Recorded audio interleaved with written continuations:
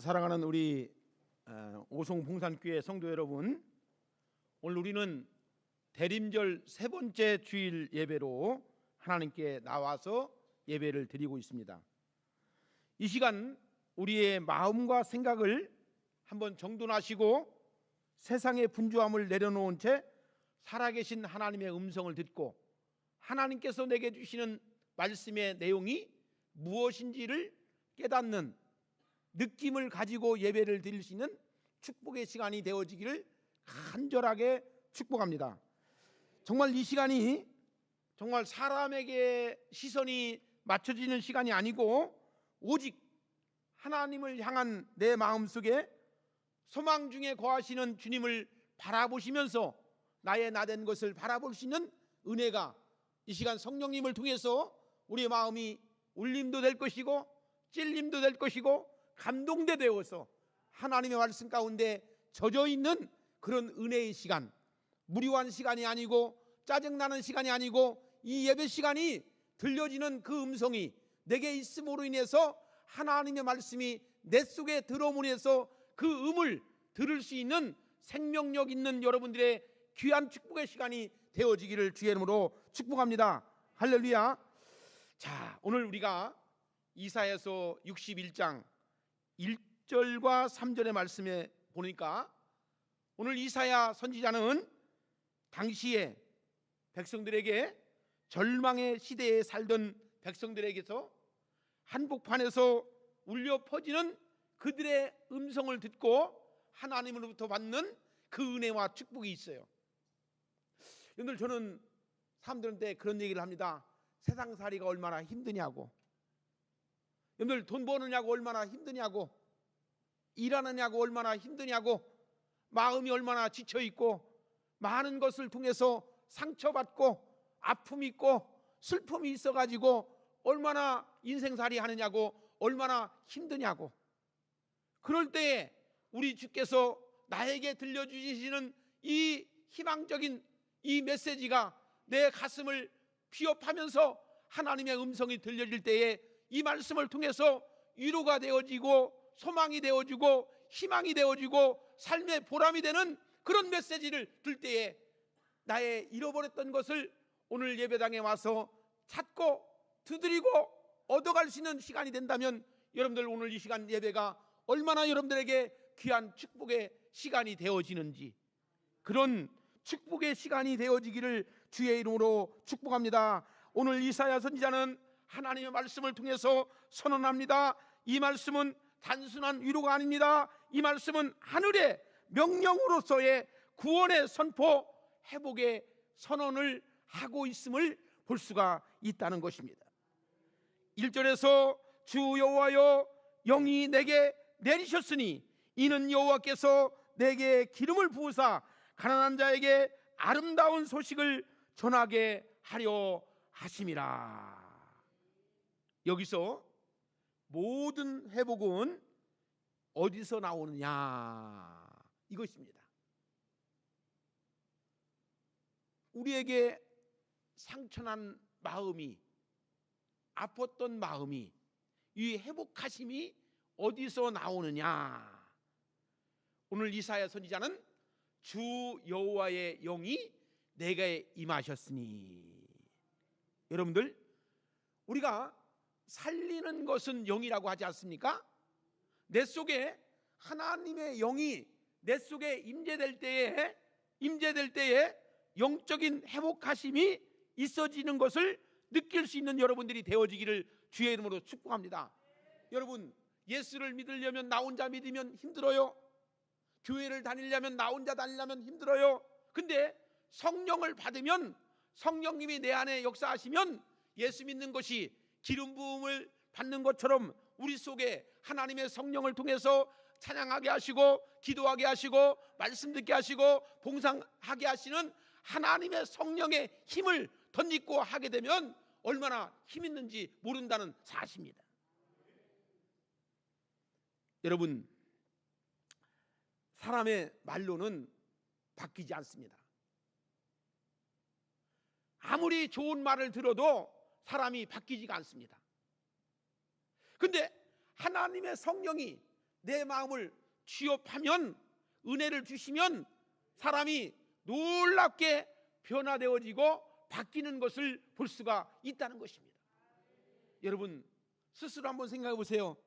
나는 교회 나와서 하나님의 말씀을 듣고 예배를 드리고 하나님께 나와 이 찬양을 드리는데 얼마나 많이 바뀌어 살고 있는가?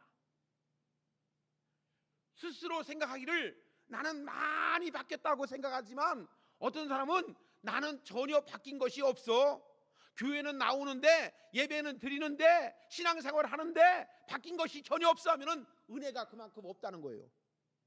근데 정말 나는 예수님 믿어가지고 교회 나와서 예배의 말씀을 듣고 엄청나게 많이 바뀌었어 하면은 은혜를 많은 사람, 받은 사람들이요. 할렐루야. 여러분 스스로 한번 생각해 보세요. 교회 나와서 10년 동안, 20년 동안, 30년 동안, 아니면 1년 동안, 3년 동안, 몇 년 동안 신앙생활하면서 말씀을 듣고서 예배를 드리면서 찬양을 드리면서 기도하면서 어떤 사람은 엄청나게 많이 바뀌었어. 늘 할렐루야 소리가 늘 자동적으로 나오는 거야. 너무너무 감사하고 너무너무 은혜가 너무너무 충만해가지고 그런 믿음을 가지고 살아가는 그런 믿음의 사람들이 되어야 될진데. 자, 여러분 오늘 사람의 생각으로는요 조금 바뀔 수가 있어요. 조금 나아질 수가 있어요. 근데 중요한 것은 영혼이 살아나지를 않는다는 겁니다. 사람이 조금 마음을 고쳐먹고 마음을 바꿔먹으면 조금 나아지는 것 같다가도 도루묵이 돼가지고 도로 그 상태로 빠져드는 것을 볼 수가 있다는 거예요. 근데 여러분 사람이 바뀌는 데 있어서 어떤 정책이나 제도가 사람의 마음의 상처를 치유하지 못한다는 것입니다. 오늘 여기 본문에 나오는 말씀은 뭡니까? 성령이 임하셔야 한다는 겁니다. 그리고 두 번째, 기름 부음 받으심이 반드시 있어야 된다는 겁니다. 여러분 스스로 한번 물어보세요. 왜 나는 오늘 예배에 나왔는가? 목적이 뭔가? 오늘 교회 나와서 예배 드리는 목적이 뭔가? 그냥 주일날이니까 교회 나온 겁니까? 아니면 그냥 교회 나와야 된다고 하니까 나온 겁니까? 아니면 여러분들 오늘 거룩한 주일날 하나님께서 복 주시고 이 안식일을 통해서 우리에게 영혼의 살찌움을 주게 하시고 하나님의 놀라운 은혜를 도하여 주시는 이 거룩한 예배를 하나님 앞에 존전에 나와서 예배 드려야 된다고 하니까 나온 겁니까? 여러분 왜 설교가 필요합니까? 설교를 들어서 여러분들이 뭐가 달라졌습니까? 왜 찬양이 중요하고 찬양을 불러야 합니까? 이 목적을 알 때에 우리가 찬양을 부를 때에도 목적이 있이 찬양을 부를 때에 하나님의 은혜가 임하여지고 임재되어지는 것을 느낄 수가 있다는 거예요. 이 목적이 없으면 그냥 입으로는 부르는데 마음이 딴 곳에 가 있어. 우리가 교회 와서 예배는 드리는데 생각이 딴 곳에 가 있어. 그 모든 이유는 오늘 여기서 우리에게 말씀해 주는 내용이 바로 이거예요. 뭡니까? 성령께서 임하시도록 성령의 기름 부음을 사모하기 위해서. 할렐루야. 여러분 정말 우리가 예수 믿으면서 성령의 충만함이 없이는 어디게요? 자동차가 움직이려면 달리려면 기름이 있어야 하듯이 우리 속에 성령의 기름 부음 받음이 반드시 있어야지만이 우리 믿는 성도로서의 삶을 살아가게 되어 있는 줄로 믿으시기를 주의 이름으로 축복합니다. 할렐루야. 자, 그래서 제가 우리 사랑하는 성도들에게 그러죠. 여러분 교회 나오는 사람들은 반드시 갖춰야 할 세 가지가 있다. 첫째, 몸이 나오지만 내 몸은 몸뚱아리가 나오지만 첫째 뭐가 있어야 되냐? 마음이 있어야 된다. 마음. 그러니까 몸만 나와 있지 마음은 딴 곳에 가 있으면 안 돼요. 그러니까 마음이 이곳에 와 있어야 됩니다. 할렐루야. 그리고 두 번째는 뭐냐? 여러분 예배를 드릴 때는 신령과 진정으로 예배 드리라고 했어요. 그죠? 그러니까 정성이 있어야 돼. 정성. 여러분들, 우리가 말씀을 듣는데도 사모하는 마음이 있어야 됩니다. 여러분들, 말씀을 잘 들으려고 하는 정성스러운 마음이 있어야 됩니다. 여러분들, 그래서 우리가 몸만 있고 마음이 없으면 안 돼. 그리고 마음이 있이 정성이 없으면 안 돼. 그래서 예배 드리는 자가 갖춰야 할 두 번째는 뭐냐? 정성이에요. 정성. 그래서 예물도 정성스럽게 드리고, 기도도 정성스럽게 드리고, 우리가 찬양도 정성스럽게 드려야 될 줄로 믿습니다. 근데 이 두 가지가 있어도 이 한 가지가 없으면 아무것도 아니에요. 그것이 뭡니까? 믿음입니다. 믿음. 여러분들, 우리 예배를 드리면서 가장 교회 나와서 예배를 드릴 때에 가장 갖춰야 할 것 중에 중요한 것이 뭡니까? 믿음입니다. 믿음. 그러니까 믿음 없이 예배 드리는 것 하나님이 받지 않습니다. 믿음 없이 물질 드리는 것 하나님 받지 않습니다. 믿음 없이 기도하는 것 하나님이 들으시지 않습니다. 그러니까 우리가 예배를 드릴 때는 첫째 마음으로 드리고, 두 번째는 정성으로 드리고, 세 번째는 뭘로 드려야 된다? 믿음으로 드려야 한다. 할렐루야. 그래서 여러분들, 우리가 교회 다니는 사람들도요, 세 가지의 이름이 있더라고요. 첫째, 교인이 있어요. 두 번째, 신자가 있어요. 네 번째, 성도가 있어요. 자, 보세요. 교회 다니는 사람들이 그냥 교인만, 교회 다니는 사람들은 다 교인이라고 합니다. 그러니까 신자는 뭐냐? 한번 믿어볼까? 라고 생각하는 삶을 가지고 우리가 신자라고 합니다. 그래서 우리가 그냥 교회 다니면서도 성경 공부도 하고 싶고, 뭣도 하고 싶고, 배우고도 있고, 듣고 싶고, 그렇게 하는 사람들을 신자, 조금 교인에게서 조금 더 한 업그레이드 올라간 사람을 뭐라고 한다? 신자라고 한다. 근데 세 번째는 뭐냐? 성도.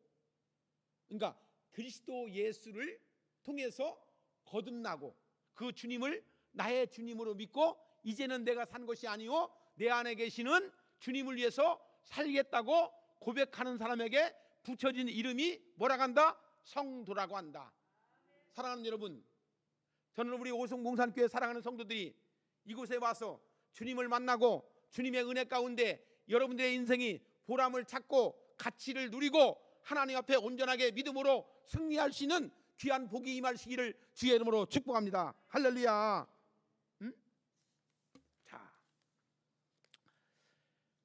소설가 김영하 씨라고 하는 분이 있는데요, 이분이 2003년도에 발표한 작품이 있어요. 큰 호평을 받은 작품이 있는데요, 그것이 뭐냐? 검은 꽃이라고 하는 이제 작품을 발표해서 많은 사람들에게 이제 신금을 울린 책이 있었습니다.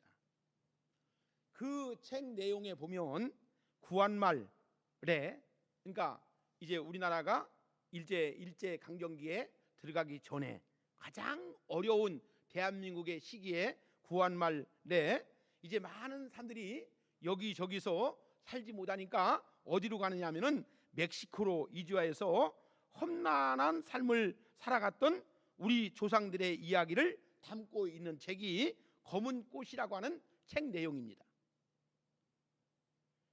이 소설에는 여러 흥미로운 인물들이 등장하는데, 그 중에 본래 카톨릭 신부였던 주교의 명령을 거부하고 자신의 신분을 감춘 채 바오로 신부가 아닌 박서방으로 불리워지며 살아가는 박강수라고 하는 이야기가 나옵니다.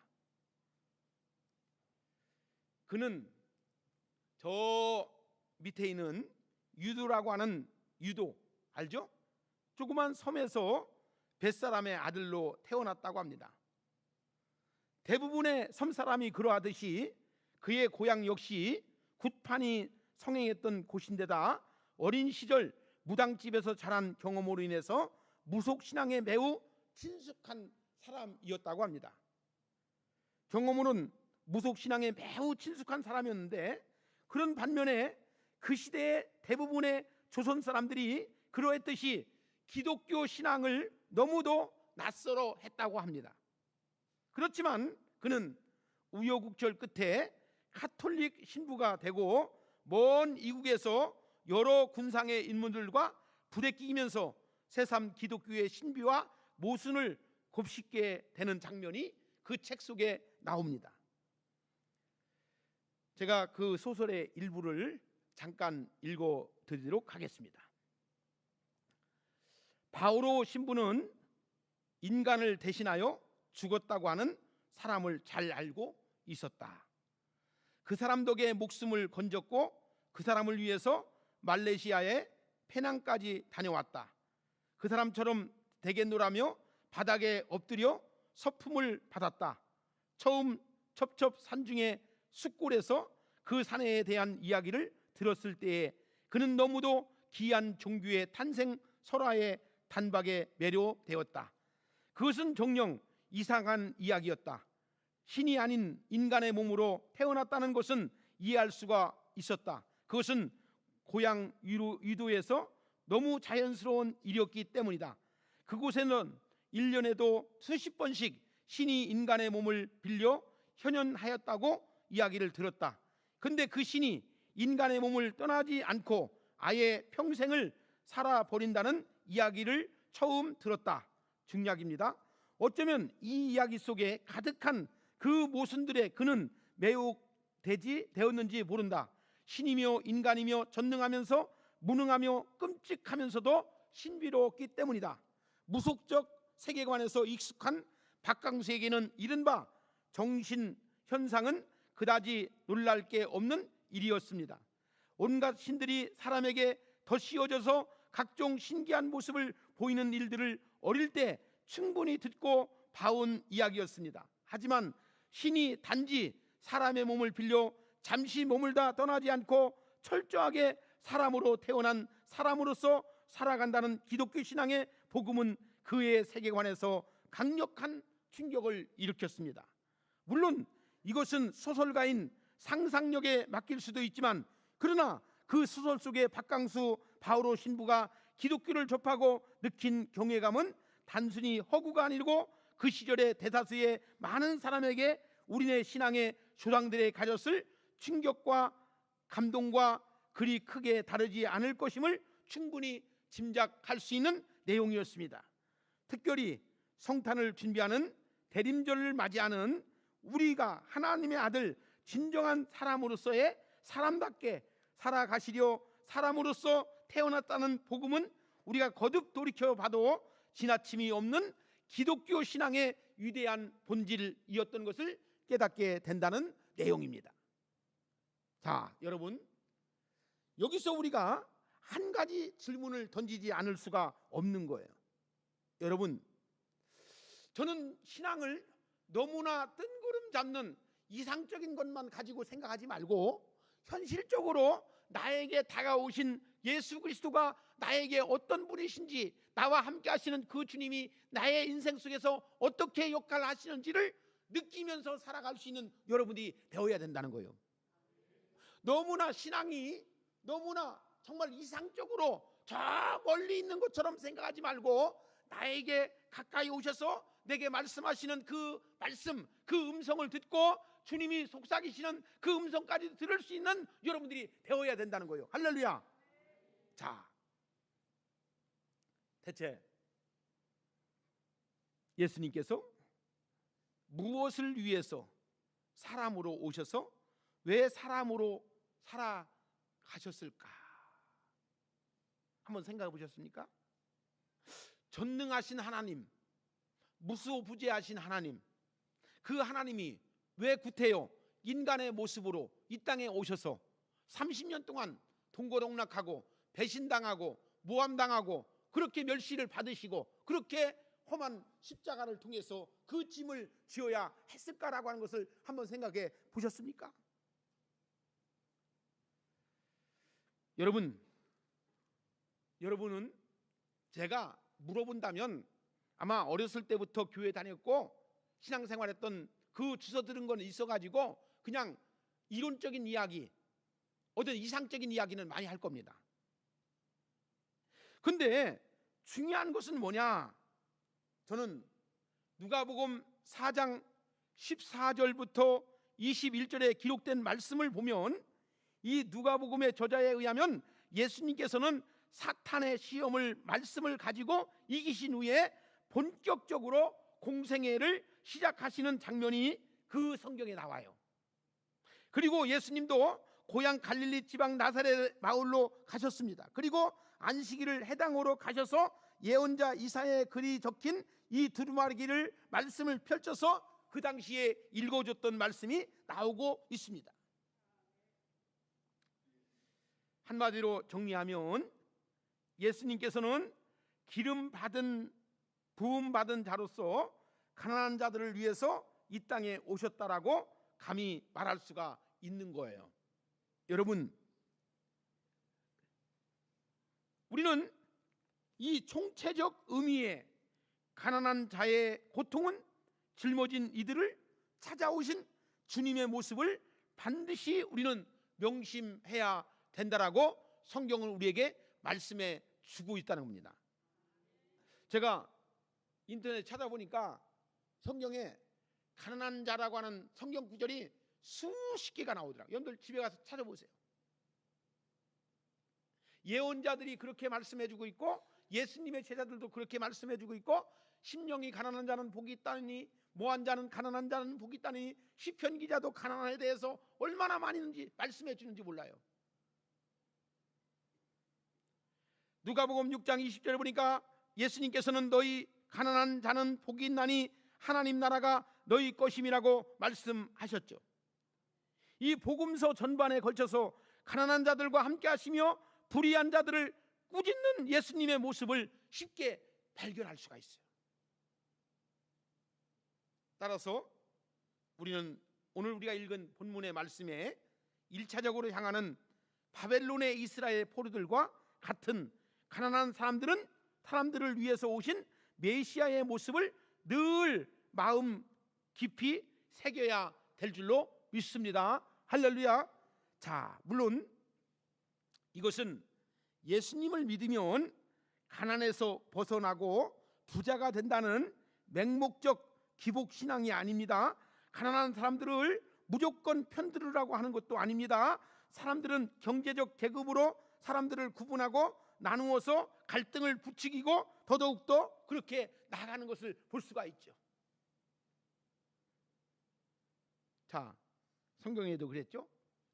사람은 외모를 보거니와 나는 중심을 본다고 말씀하지 않습니까? 중심을 본다고 하지 않습니까? 자, 오늘 2절에 보니까 61장 2절을 같이 보니까 여러분들 이렇게 말씀해 주십니다. 여호와의 은혜의 해와 우리 하나님의 보복의 날을 선포하여 모든 슬픈 자를 위로하되. 여러분들 성경을 바라볼 수 있는 해안의 눈이 열려지는 축복이 있어지기를 주의 이름으로 축복합니다. 여러분들 하얀 것은 종이고 검은 것은 글씨라고 보지 말고 적어도 우리 성도들, 사랑하는 성도들은 오늘 이 말씀 2절에 있는 이 말씀을 이해하고 받아들여지고 뭔 말씀인지를 대략적으로 잡을 수 있는 여러분들이 되어지기를 주의 이름으로 축원합니다. 자, 이 말씀의 뜻이 뭡니까? 가난한 당신의 백성들을 향해서 파송된 메시아가 행하여지는 결론적인 사역은 바로 여호와 은혜의 해와 보복의 날을 선포하라고 하는 말씀이에요. 자, 누가복음 4장 19절에 보니까 보복의 날에 죄하고 은혜의 해만을 인용하여 강조하고 있는데, 그렇다면 여기서 은혜의 해는 과연 무엇을 의미하는 것일까? 이것은 흔히 오해하듯이 막연히 은혜로운 해를 의미하지 않고 복잡한 설명이 필요하지만 간단하게 결론 내린다면 레위기 25장에 기록된 희년을 뜻하는 겁니다. 자, 여러분들 특별히 오늘 1절에서 묘사하고 되어지고 있는 말씀, 포로된 자에게는 자유를, 갇힌 자에게 노임을 선포하는 메시아의 사역이 연관되어질 때에 더욱 분명하게 나타나고 있음을 볼 수가 있다는 것입니다. 그것이 희년에서 이루어지는 중요한 사건들과 일치하기 때문이에요. 여러분들 이토록 중요한 것이 뭐냐? 희년이 무엇인지를 우리가 알고 있습니까? 혹시 알고 계신지 모르겠어요. 희년에 대해서 들어본 적이 있는지 모르겠어요. 저 개인적으로 보면 정말 무척 안타까운 일이 바로 이것입니다. 한국 교회 내에 희년이 너무 쉽게 무시당하고 있다는 것입니다. 바로 이전 희년 상실은 조금 과장으로 보탠다면 곧 이제 우리가 바른 복음을 왜곡하기가 쉬워. 그러니까 성경을 내 이해하는 쪽에서만 이해하고 내 이해하는 쪽에서만 해석하고 하는 것이 아니고 정확히 성경을 볼 수 있는 영안이 열려지고 말씀의 눈이 열려지는 축복이 있어야 될 줄로 믿습니다. 할렐루야. 자, 희년은 뭐냐? 토지는 하나님의 것이다. 토지는 누구의 것이다? 하나님의 것이다.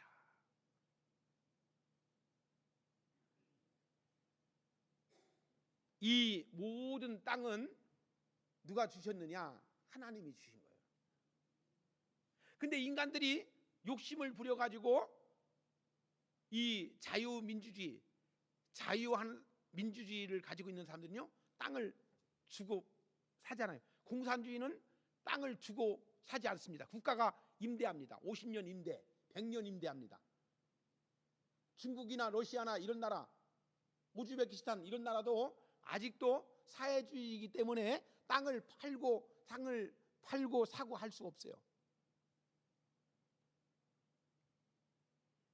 사실 우리 인간이 가지고 있는 이 제도를 악용해서 그렇지, 정말 우리가 살아가면서 우리 하나님이 모든 사람들을 함께 잘 살 수 있도록 해주신 거예요. 근데 이 생존권의 기초인 땅이 하나님의 것이기 때문에 결코 사람들이 무한정 보유하려는 탐욕의 대상이 되어버리고 말았다는 거예요. 그죠? 땅을 막 소유하잖아. 어떤 사람은 몇만 평, 집도 어떤 사람은 100채 가지고 있는 사람이 100채. 네? 자, 여러분, 우리가 이것을 잘 이해하시고 받으셔서 기독교 신앙의 가장 기본적인 것이 뭔지를 우리가 아셔야 됩니다. 제가 이 말씀을 하니까 조금 헷갈리고 혼란스러운 사람들이 있을 수 있어요. 그건 아닌데, 여러분들 이 원리를 잘 한번 해보세요. 자, 오늘 3절 같이 한번 읽어볼까요? 3절 시작. 무릇 시온에서 슬퍼하는 자에게 화관을 주어 그 죄를 대신하며 기쁨의 기름으로 그 슬픔을 대신하며 찬송의 옷으로 그 근심을 대신하고 그들이 의의 나무 곧 여호와께서 심으신 그 영광을 나타낼 자라 일컬음을 받게 하려 하심이라. 자, 우리 하나님께서는요, 여러분들 이걸 우리가 아셔야 됩니다. 성령님이 내 안에 들어오면 뛰어넘어요. 근데 성령님이 내 안에 없으면 내 이론, 내 지식 그걸로 모든 것을 판단하고 모든 것을 이해하고 그것을 가지고 살아가는 거예요.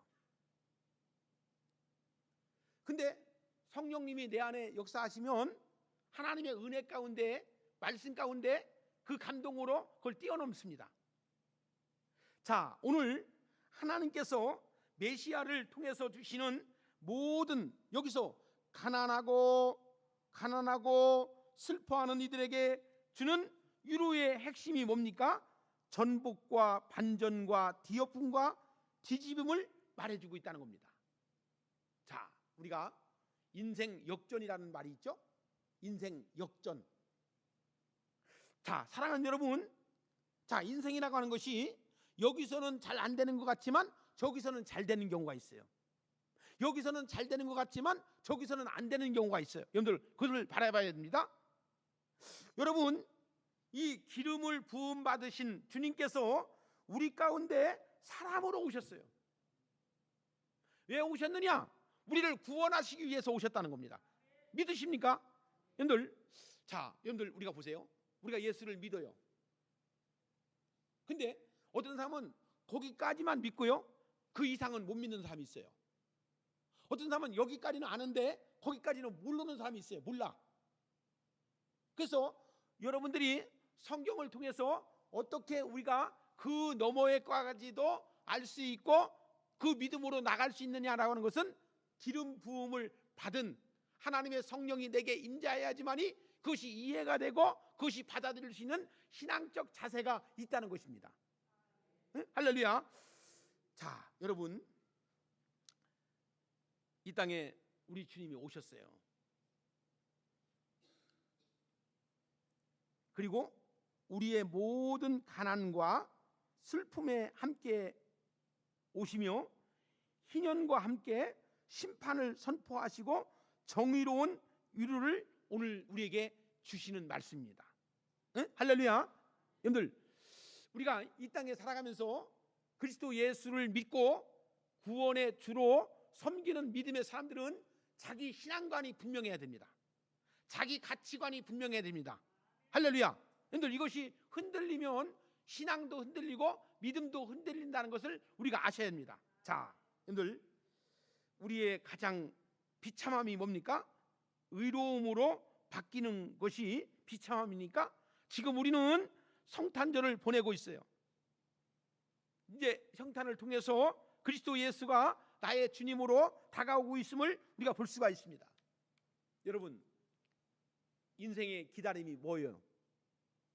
여러분들은 무엇을 기다리고 있습니까? 어떤 것을 바라보고 있습니까?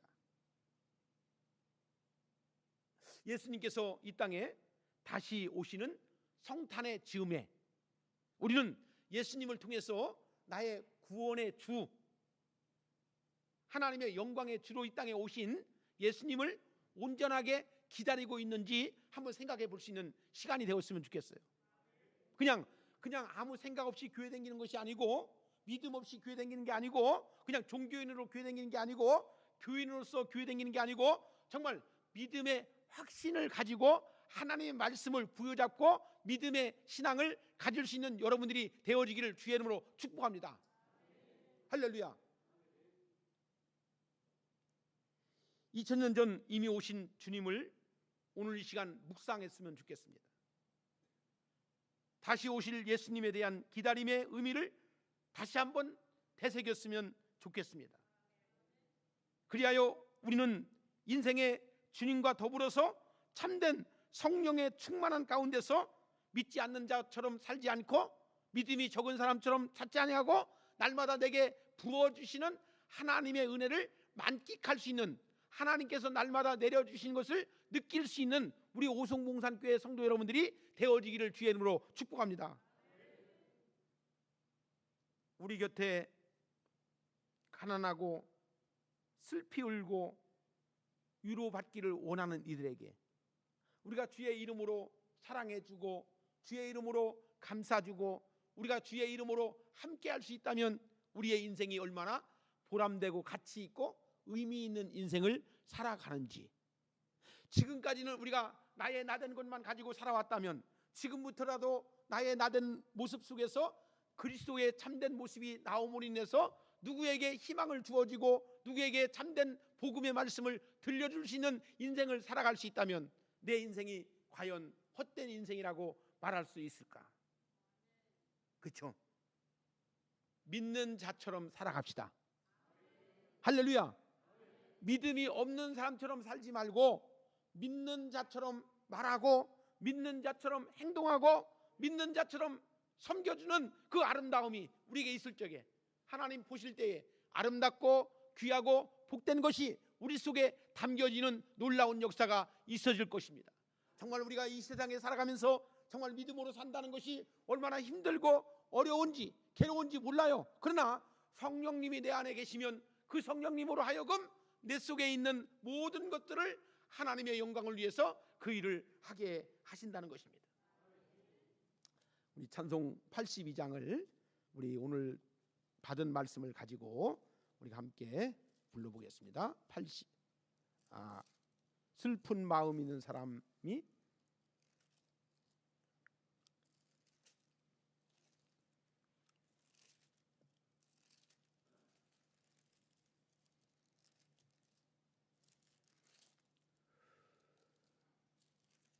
몇 장이죠? 네? 91장이네. 91장. 자, 91장 찬송가 박수 치면서 부릅니다. 근처로 힘있게 부릅시다. 슬픈 마음 있는 사람 예수 이름 믿으면 영원토록 변함없는 기쁜 마음 얻으리. 예수의 이름은 세상의 소망이요. 예수의 이름은 전국의 기쁨일세. 거룩하신 주의 이름 너의 방패 삼으라.